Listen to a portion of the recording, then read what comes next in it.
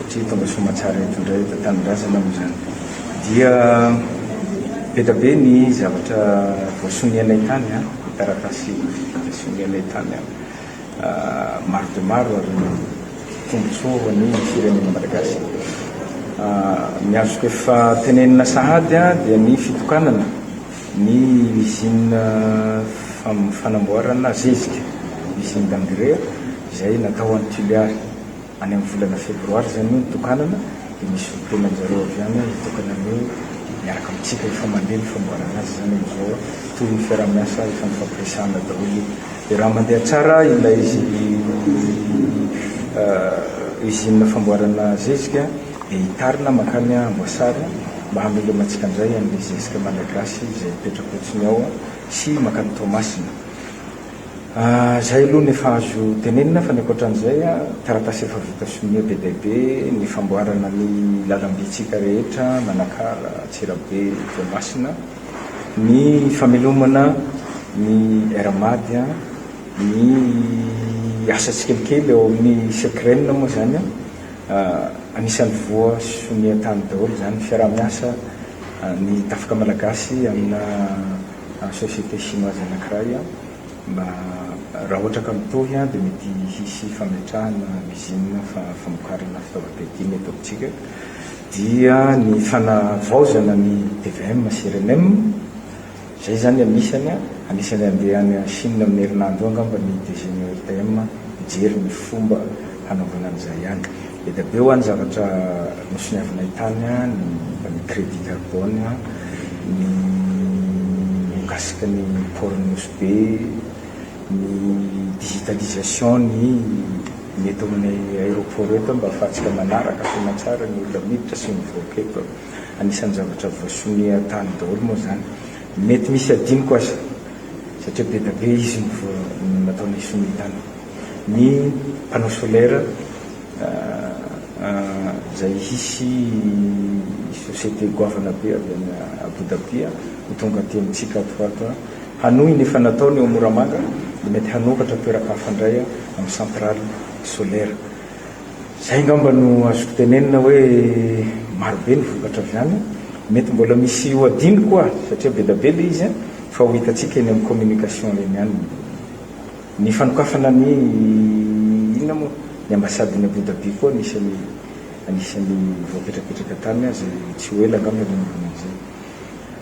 zay ngamba ny tadidiko eto aloha ireo projet rehetra hoe ampitoty daholo no hanaovana azy amin'ny herinandro dia efa maromaro ny tonga eo reo société nanao sonia miaraka aminay ireo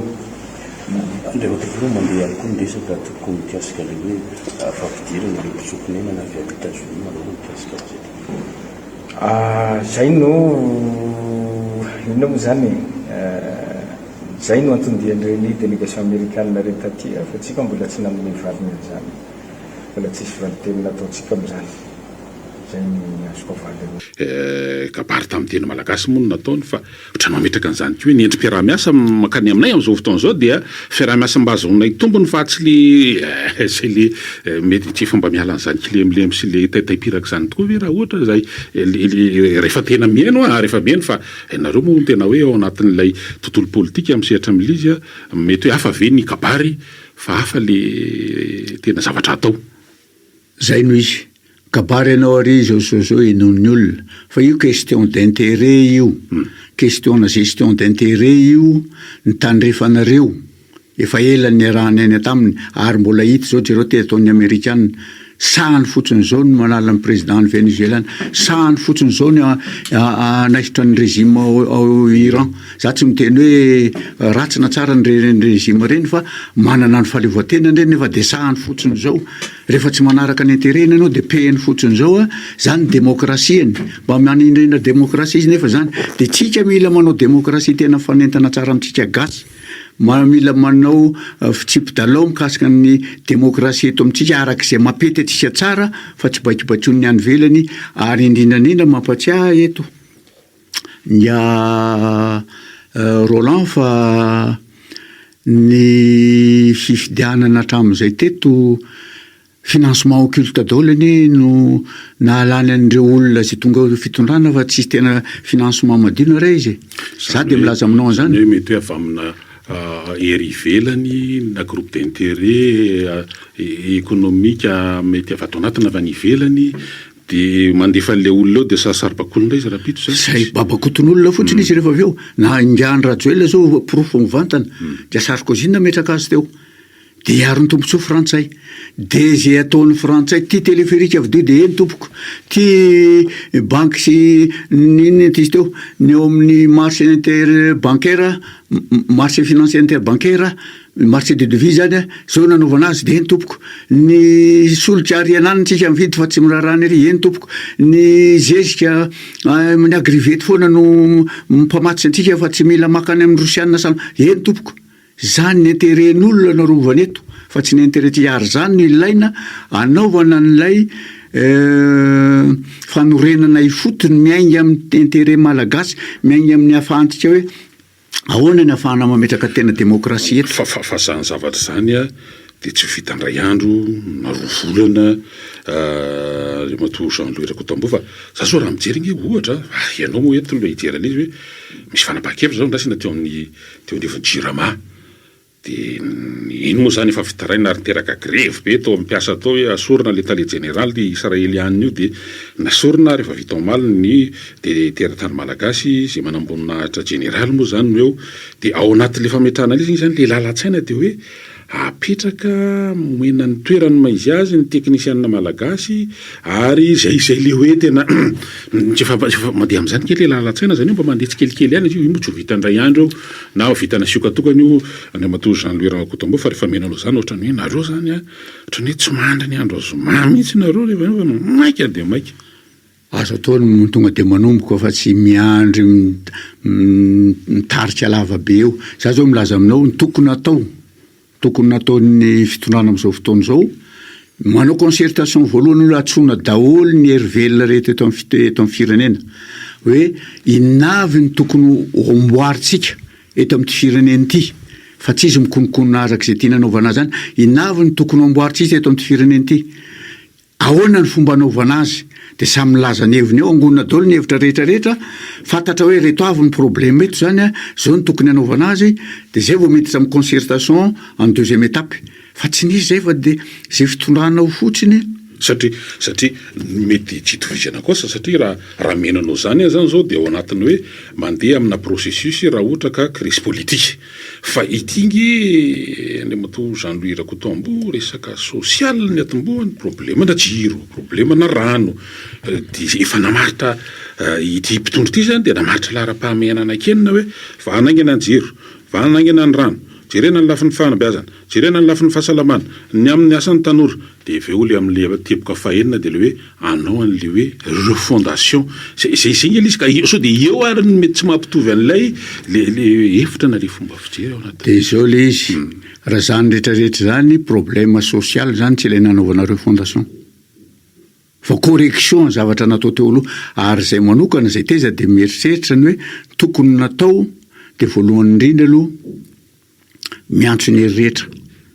hoe ahoana ny atao fa inona problème de tokony manao karazana feuille de route ny rahana fa tsy ny dicté ny tany velany de ao anatin'ny feuille de route io voalohany indrindra aloha manao programme socio-économique d'urgence de zany resahanao zany zao programme socio-économique d'urgence de ny faharoa m'instaurer sécurité eto Madagasikara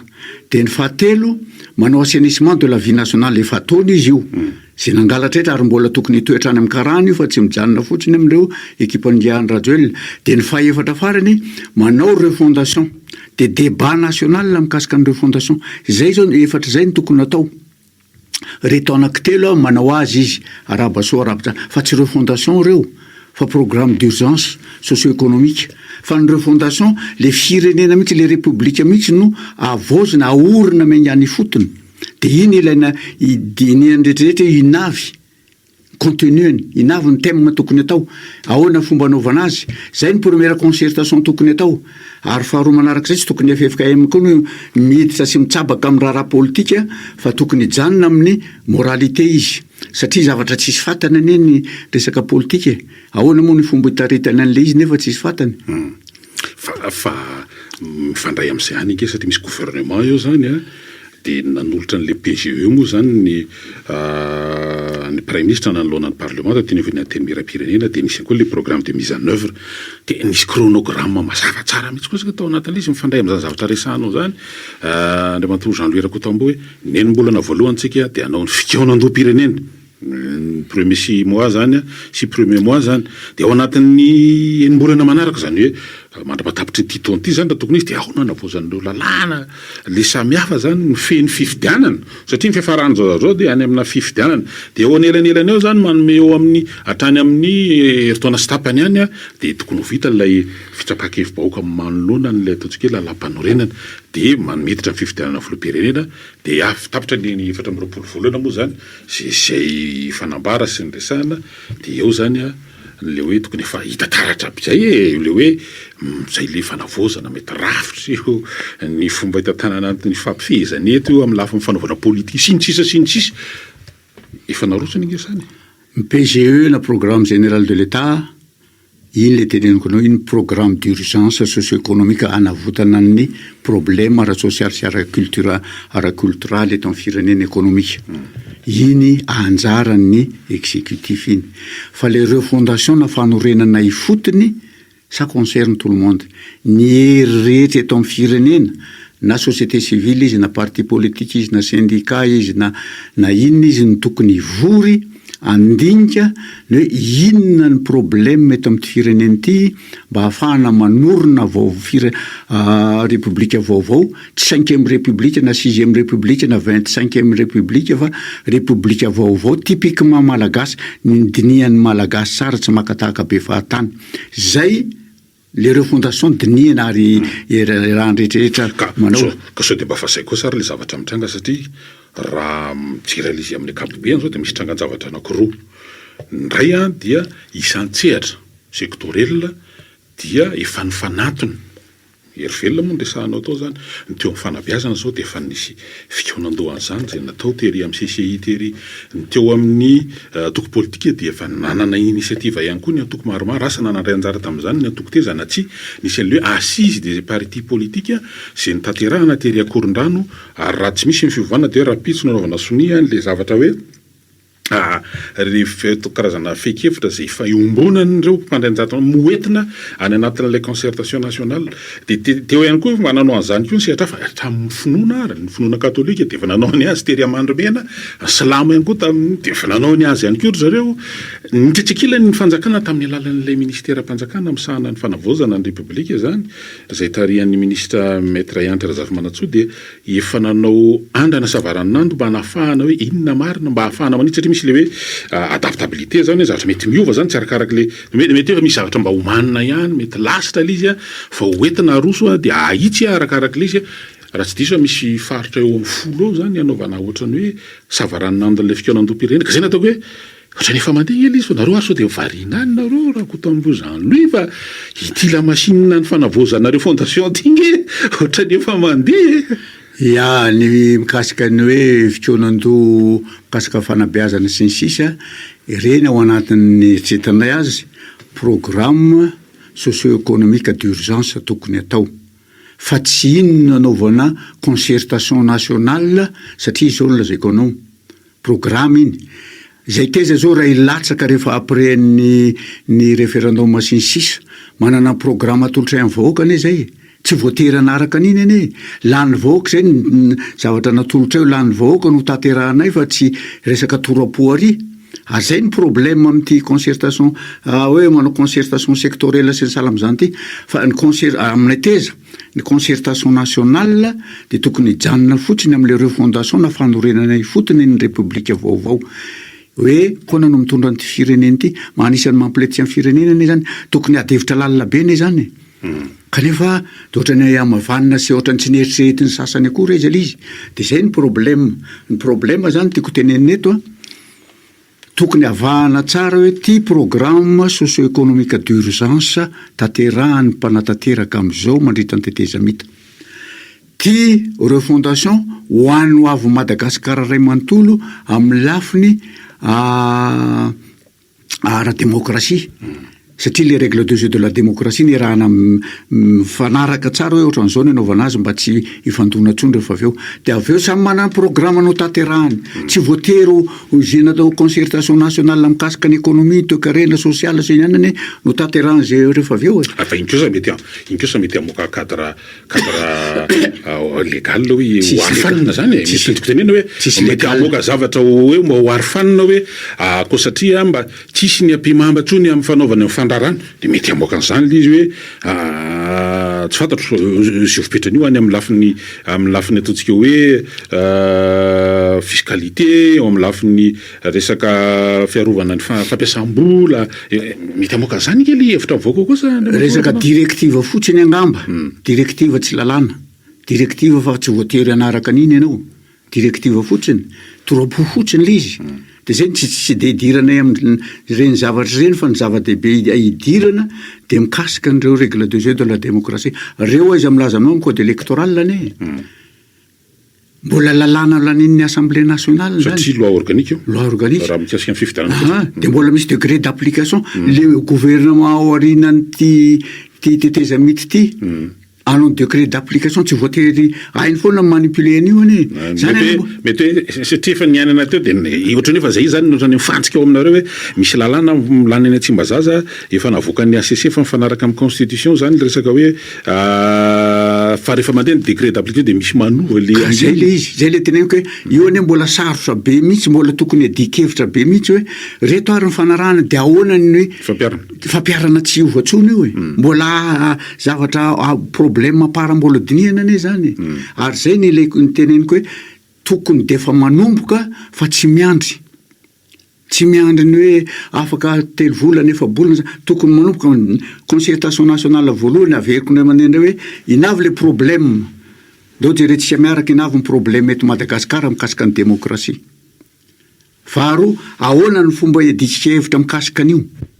araka ny tokony mba tsy hanao torapo fotsiny de raisina point par point reny de tenerana tsara vo avoaka le texte ifanarahana tsara raha ilaina zay teza manokana reo lalàna mifehy démocratie rehetrareo le niteneniko tao constitution code électoral loi sur les partis code de communication sy ny ordonnance 60/082 ilaina package miaraka ny constitution anaovana référendum mba tsy hovaova tsony